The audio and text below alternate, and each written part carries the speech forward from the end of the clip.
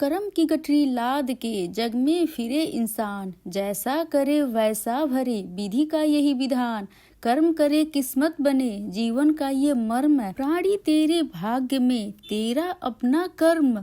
जी हाँ दोस्तों, star plus के मोस्ट पॉपुलर सीरियल झनक में आप देख रहे हैं झनक को मारने के जुर्म में सृष्टि को जो है पुलिस जो है वो पकड़ के ले जा रही है। अब उसके पापों का घड़ा जो भर चुका है, अब जो उसने किया है वो तो उसे भुगतना ही पड़ेगा, चाहे कुछ भी हो जाए, कितना भी छिपा ले, लेकिन इंसान जो पाप किया होता है उसने एक दिन उस खुल के ही रहता है। और कुछ ऐसा ही हुआ है सृष्टि मुखर्जी के साथ। जी हाँ दोस्तों, वो कितना भी अपने आप को ताकतवर समझ ले, अपने आप को लगता है कि वो छुड़ा ही लेगी, उसके आगे तो कोई कुछ है ही नहीं, लेकिन आज उसके इज्जत का जो है ना इस तरीके से फालूदा बनने वाला है कि उसे सबके सामने सृष्टि मुखर्जी को अरेस्ट करके पुलिस वाले ले जाने वाले हैं। और डीएसपी लेकर जाएगा सृष्टि मुखर्जी को, वो भी घसीट करके धक्के मार करके पुलिस थाने में मिलेगी डीएसपी को सृष्टि के खिलाफ बड़ा सबूत। जी हाँ दोस्तों, तो नमस्कार दोस्तों, आप सभी का स्वागत है मेरे यूट्यूब चैनल पे आपके अपने पसंदीदा शो झनक से जुड़ी एक बहुत ही बड़ी अपडेट के साथ मैं फिर से आ गई हूँ।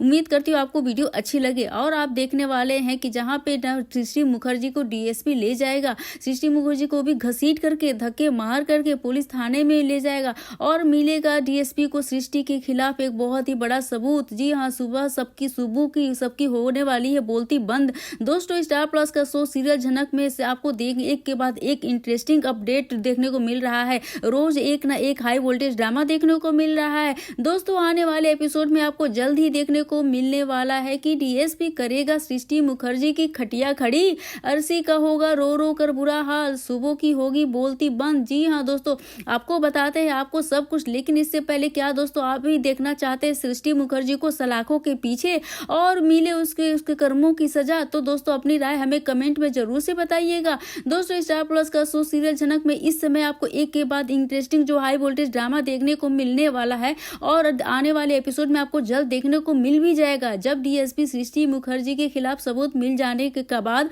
डीएसपी अनिरुद्ध को बोलता हुआ दिखाई देगा कि अब मैं दिखाता हूं कि सृष्टि मुखर्जी को उसकी औकात, इन्हें बहुत है अपने पैसों का घमंड और उन्हें लगता है कि यह कोई भी गुनाह कर लेंगी और बच जाएंगी और पैसों के बल पे जो अपनी ताकत को दिखाएंगी। लेकिन आज मैं इनकी जो है खटिया खड़ी करने वाला हूँ। एक भी असली पुलिस वाला नहीं, वही डीएसपी जो है सृष्टि मुखर्जी के घर के पहुंच जाने वाला है और बोलता हुआ दिखाई देगा कि तुम्हें इसी वक्त हमारे साथ थाने में चलना पड़ेगा और तुम कहीं पर भी नहीं जा सकती हो।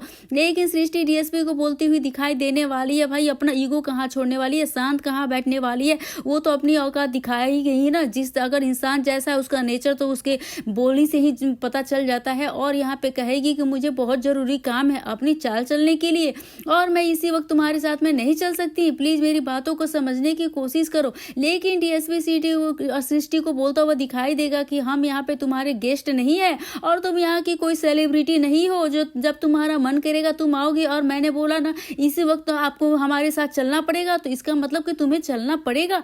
लेकिन सृष्टि डीएसपी को बोलती हुई दिखाई देने है कि ठीक है मैं तुम्हारे साथ चलने के लिए तैयार हूँ, लेकिन मुझे एक बार अपने वकील को फोन करना है। फिर सीधा सुबू के पास फोन कर देने वाली है और सुबू जो है सृष्टि के पास में आएगा और सुबू डीएसपी से बोलता हुआ दिखाई देगा कि आखिर क्या बात है और ऐसी कौन सी बात हो गई जिसकी वजह से आपको सृष्टि मुखर्जी को थाने लेकर जाना पड़ रहा है और आपको यहाँ पर अपना काम नहीं हो रहा है। वही डीएसपी सुबू को बोलता हुआ दिखाई देगा कि आप कौन और तुम्हारी हिम्मत कैसे हुई कानून के काम में टांग लड़ाने की। लेकिन सुबू डीएसपी को बोलता हुआ दिखाई देगा कि मैं इनका वकील हूँ और ऐसे ही कुछ भी बोल रहा है और मुझे पूरा हक है पूछने का। वह डीएसपी सृष्टि को बोलता हुआ दिखाई देगा कि अगर तुमने पुलिस की बात नहीं मानी तो तुम्हें इसका परिणाम देखने को मिलेगा।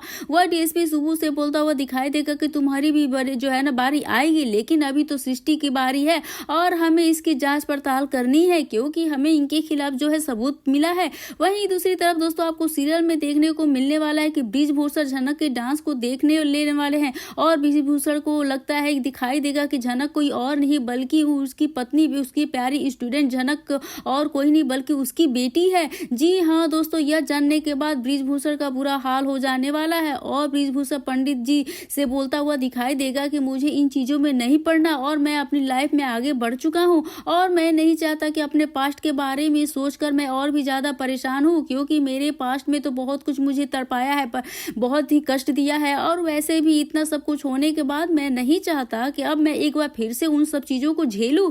जी हाँ दोस्तों, आपका क्या सोचना है, आपकी क्या राय है, ये भी अपने हमें कमेंट करके दोस्तों जरूर से बताते रहिएगा। और बात करें झनक की, तो वैसे झनक को यह नाम पता चल चुका है कि उसका नाम क्या है, झनक बोस है या झनक रैना। दोनों में से एक नाम तो जरूर है, इतना तो पक्का है। झनक को उसका अतीत याद जरूर आ रहा है, लेकिन झनक को उसका अतीत नहीं बल्कि उसको अपना फ्यूचर संवारना है, और यही जरूरत है जिसके चलते हुआ जिंदगी में से अनिरुद्ध बोस को वापस से एंट्री हो रही है। अब आप लोग सोच रहे होंगे कि अनिरुद्ध की एंट्री हो चुकी है। भाई अनिरुद्ध की एंट्री तब हुई थी जब झनक के साथ कोई हादसा नहीं हुआ था। अभी झनक के साथ हादसा हुआ है। इस हादसे के बाद झनक को एक नई जिंदगी मिल गई है, और ये जिंदगी खैरात में नहीं बल्कि झनक की ये नई जिंदगी कमाई है। और इसलिए भी कमाई है क्योंकि झनक की इस नई जिंदगी में उसके जिंदगी के अतीत का सबसे बड़ा सवाल का जवाब मिलने वाला है, और कि आखिर उसका पिता कौन है, झनक का असली बाप कौन है। और यही वो बात है जिसके लिए दर दर भटक रही है। हर जगह दुनिया के कोने में जाकर झनक ने इस सवाल को जवाब ढूंढा है, और जब अब वो समय आ गया कि झनक को उसके असली पिता मिल चुके हैं, तो भाई ये जिंदगी पुरानी से जिंदगी से तो बेहतर हुई ना। तो सबसे असली मजा तब आने वाला है जब इसमें तड़का असली तब लगने वाला है जब झनक को उसका पिता मिल जाए, और उसके जिंदगी का हम सफर यूं कहें कि उसका परम पूज्य पति धर्म पति मिल जाए, और वो होगा अनिरुद्ध बोस। फिलहाल दोस्तों अनिरुद्ध बोस झनक के साथ इसी आश्रम में आने वाला है। कुछ सूत्रों के मुताबिक यहाँ पे अनिरुद्ध एक बहुत बड़ा फैसला भी करेगा, जिसके चलते वो झनक के असली पिता यानी पंडित बृजभूषण के सामने एक बहुत ही बड़ा ऐलान करने वाला है।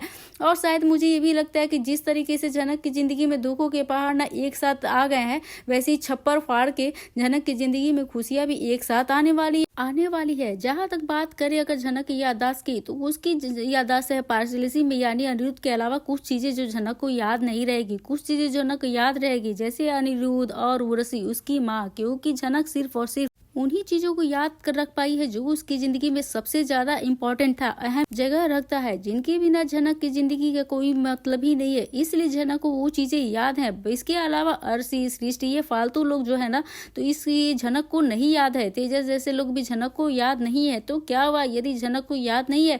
सारे लोग अनिरुद्ध को याद है। अनिरुद्ध को यह भी याद है कि इन सभी से पाई पाई का हिसाब जो चुकाना है, क्योंकि इन सभी ने मिलकर झनक को बहुत ही ज्यादा टॉर्चर किए हैं। यकीन मानिए अनिरुद्ध भी झनक को कष्ट दे चुका है, लेकिन जब अनिरुद्ध को अपने किए पे पछतावा हो चुका है, तो अब अनिरुद्ध इन सभी के लिए शुभ चिंतक बनने वाला है। अब आप लोग सोच रहे कि भला अनिरुद्ध के कारण झनक को क्या चिंता हुआ, क्या दुख मिला? तो सबसे पहली बात यह थी, झनक कोलकाता वापस ना आती तो ये फिल्म एड की शूटिंग के लिए तो आए भी तो उसी के बहाने से ही। यदि वो उस कैफे में नहीं रुकी, अनिरुद्ध को उस समय हार्ट अटैक नहीं आता, उन दोनों का मिलन ही नहीं होता, इन दोनों में टकराव नहीं होता, आमना सामना नहीं होता, तो भाई झनक की जिंदगी में प्रॉब्लम्स कैसे आती? क्योंकि झनक अनिरुद्ध के पास आई तो अर्शी सृष्टि दोनों को मिर्ची जो लग गई। इन दोनों ने क्या किया, सीधे साफ तौर पे झनक को अनिरुद्ध की जिंदगी से दूर करने के लिए उस पर अटैक करवा दिया। अब आप ये भी सोच रहे हैं कि ये अटैक तो उन दोनों ने किया, तो इसमें अनिरुद्ध की क्या गलती है? अनिरुद्ध की ही गलती है, क्योंकि अनिरुद्ध के कारण ही झनक के ऊपर जो हमले हुए हैं। क्योंकि अनिरुद्ध यदि सभी के सामने एक बार ला देता कि झनक मेरी पत्नी है, तो कोई उसके साथ कुछ नहीं कर देता। लेकिन तो अनिरुद्ध दोनों नाव में सवार होकर अर्शी के साथ और झनक के साथ, लो भाई एक न डूबी तो दोबारा तुम्हारा पैर डगमगा गया, और अब खुद तैर कर बाहर निकलने की कोशिश करो। यानी भाई अनिरुद्ध तुम्हें पता होना चाहिए कि दो नाव पर सवारी करने वाला आदमी कभी सेफ नहीं होता, और यही चीज जो है ना तुम्हारे केस में अप्लाई होता है। चलिए दोस्तों, ये दूसरी बात करें कि असली मुद्दे की बात, तो अब झनक की याददाश्त जो है लौटने के बाद अनिरुद्ध को जो जिंदगी में वापस आने की ये कुछ लेवल होने वाला है ना। क्योंकि देखिए दोस्तों, झनक को ना अनिरुद्ध याद है, लेकिन आपको पता है कि झनक को अनिरुद्ध कहाँ से याद है? सिर्फ और सिर्फ वहीं से जहाँ से अर्शी की एंट्री नहीं हुई है। यानी आप लोग सीधे और साफ तौर पे ये समझिए कि झनक और अनिरुद्ध के बीच तीसरा कोई और भी नहीं था। झनक को याद ही नहीं है। अब ऐसे में अर्शी और सृष्टि यदि खुद से याद रखना चाहती हैं, तो वो दोनों बीच में नहीं आई थी, झनक बाद में बीच में आई थी, तो भाई आप रख सकते हैं, इसमें आप कुछ का नुकसान नहीं होने वाला है। फायदा तो झनक का ही होगा। वो भूल चुकी है, सभी को चीजों को भूलना है चाहिए। झनक को सिर्फ उसका प्यार याद है, अनिरुद्ध याद है, उसका प्यार याद है, पतिदेव याद है, झनक को उसके पिता याद है जो अभी इसी आश्रम में मिले। तो कुल मिलाकर झनक को फालतू चीजें याद रखने के लिए कोई जरूरत नहीं है। लेकिन अर्शी और सृष्टि आप लोग याद रखें, इस बात को देखिए, याद रखेंगे तो आपको ही बातें यादें सताएंगी। कुछ बातों को याद रखेंगे तो अर्शी और सृष्टि आप दोनों की जिंदगी में झनक का ये जो नाम है ना आपको कष्ट ही देगा, जिंदगी भर देता रहेगा। सच्चाई नहीं बदल सकती है। लेकिन यहाँ पे सृष्टि को जो है ना ये सब चीजें लगने वाली है। झनक को जान से मारने की कोशिश, उसकी लाश मिली, न्यूज में अनाउंसमेंट हो गया, इसके बाद लाश गायब हो गई। फिर लाश के गायब होने के बाद अचानक से झनक जिंदा मिल गई। ये कोई बेरूपिया तो नहीं भाई, क्योंकि ना जो गलत किया होता है ना तो वो कई तरह की कहानियां सोच लेता है, उसके अपने दिमाग में भ्रम पाल लेता है और वो अपने आंखों के सामने वास्तविकता को देखता रहा होता है, वो भी उसे झूठ लगने लगता है और जो झूठ की दुनिया में जी रहा होगा भला उसे कोई कैसे सही लगेगा। अर्शी और सृष्टि दोनों को यही लग रहा है कि झनक नहीं हो सकती है। भाई ये तो आप लोग सोच सकते हैं, क्योंकि झनक को तो इन्होंने अपने हाथों से मारा है। भाई तुमने मारा है, तुमने मरवाया है तेजस के हाथों, और जिस तेजस के हाथों मरवाया ना उसी तेजस के भी जाके बता दो कि झनक जो है वो बच गई है। झनक के नाम पे तो जो ये सारी चीजें बाहर मुद्दे बाहर निकल के आ रहे हैं, आप लोग बातें कर रहे हैं ना, तो यहाँ पे झनक कैसे मर सकती है? थोड़ा सा लॉजिकल है। चलो हम बात करते हैं, व्यूअर्स भी हैं, झनक मर गए या जिंदा हो गए, लेकिन आगे वाला एपिसोड बहुत ही इंटरेस्टिंग होने वाला है। जब अनिरुद्ध पुलिस के साथ आश्रम पहुंचेगा और ब्रिजभूषण तथा तेजस को गिरफ्तार करवा देगा। अब तब तो अनिरुद्ध की आश्रम की सच्चाई जो जानने की कोशिश कर रहे थे, अंततः वो पुलिस के साथ वहां पहुंचकर ब्रिजभूषण और तेजस को बेनकाब करके उनके खिलाफ पुख्ता सबूत मिलने के बाद दोनों की गिरफ्तारी तय हो जाएगी। इस घटनाक्रम से आश्रम में हड़कंप मच जाएगा और बाकी पात्रों पर इसका गहरा असर दिखने लगेगा। इसके साथ ही कहानी में एक बहुत ही बड़ा मोड़ तब आएगा जब अनिरुद्ध अपनी पत्नी अर्शी से तलाक लेने का फैसला करेगा। अनिरुद्ध और अर्शी के रिश्ते से पहले ही तनाव चल रहा था और अब अनिरुद्ध अपने जीवन में नया कदम उठाने की ओर बढ़ रहा है। वैसे कहा जब बात तो यहाँ पे अर्शी और जो है अनिरुद्ध की शादी तो पूरी हुई ही नहीं है, तो उनकी इस फैसले से अर्शी और बाकी परिवारों पर क्या असर होगा, यह देखना काफी दिलचस्प रहने वाला है और जबरदस्त रोमांच और ड्रामा बढ़ने वाला है। दर्शकों उत्सुकता से इंतजार कर रहे हैं अगर अनिरुद्ध का यह बड़ा फैसला कहानी को किस दिशा में ले जाएगा। ब्रिजभूषण तथा तेजस की गिरफ्तारी के बाद आश्रम में क्या नए रहस्य खुलेंगे। अब जब तक जिस पंडित ब्रिजभूषण को सभी लोग झनक के पापा समझ रहे थे, वो तो असली में झनक के पापा है ही नहीं, तो नकली पापा ब्रिजभूषण है। असली ब्रिजभूषण की एंट्री तो अब हुई है और झनक के असली पिता पंडित ब्रिजभूषण पहले वाले नहीं बल्कि आने वाले ब्रिजभूषण तो बहुत ही समझदार और अच्छे इंसान है जो कई सालों से आश्रम में ही रह रहे हैं। दरअसल दोस्तों ऐसा दिखाया जाएगा वो किसी वजह से परेशान है, उनके मन में बहुत दुख भरा हुआ है, इसलिए वो दुनियादारी छोड़कर आश्रम में रहने लगे। अब झनक जिस आश्रम में गई वहीं पर झनक को असली पिता से मिलाया जाएगा। असली पंडित ब्रिजभूषण कोई और चालाकी नहीं आती, तो वो बिल्कुल सादा जीवन जी रहे हैं। तो दोस्तों पहले हमने ब्रिजभूषण दिखाया था, वो कौन था, क्या था उसकी हमशक्ल या फिर उसका जुड़वा भाई। आने वाला ट्रैक बहुत ही ज्यादा मजेदार होने वाला है।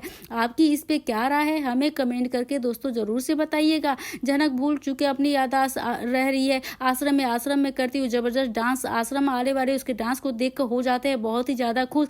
झनक और डांस का कोई कनेक्शन, इसलिए वो झनक को ले जाते हैं गुरुजी के पास। साथ ही वो लेते हैं झनक की माँ का नाम यानी उर्वशी का नाम। झनक को अपनी माँ का नाम याद करते ही झनक को याद आने लगता है वो और नहीं बल्कि उर्वशी की बेटी है। दूसरी तरफ गुरुजी भी झनक को देख के ऐसा महसूस करते हैं जैसे झनक और उनका कोई कनेक्शन है पहले से। झनक को मिल गए उसके असली पिताजी। क्या गुरुजी को पता चलेगा कि झनक उनकी बेटी है? क्या झनक को पता चलेगा कि और कोई नहीं बल्कि गुरुजी झनक के पिताजी हैं? अपडेट के लिए हमारे साथ जुड़े रहिए। अगर वीडियो अच्छी लगी तो बेशक वीडियो को लाइक करिए, शेयर करिए और सब्सक्राइब करना बिल्कुल ना भूले दोस्तों। तो मिलते हैं नए वीडियो के साथ, नए अपडेट के साथ, और वीडियो को लाइक करना और शेयर करना बिल्कुल भूलना और अपनी राय हमें जरूर से बताइएगा। तो तब तक के लिए स्क्रीन पे मौजूद है, तब तक के लिए बाय बाय।